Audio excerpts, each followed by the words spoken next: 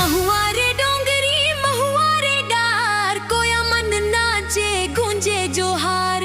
मांदर बाजे ढोल बाजे, रेला रेला गाए संसार। भोर भये माई पानी लाए, बाबा जंगल लकड़ी लाए। भैया हल ले खेत संवारे, बहिनी हंस हंस गीत सुनाए। DJ Ashok in the mix.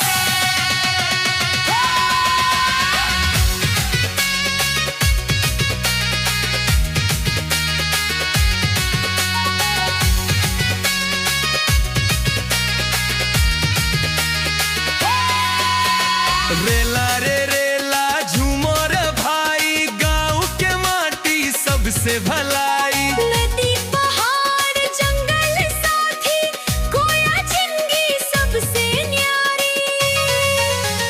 करमारे सब मिल नाचे, ढोल बजे को मन इतराए। हाथ पकड़ सब गोल बनावे, हंसी खुशी से रात बिताए।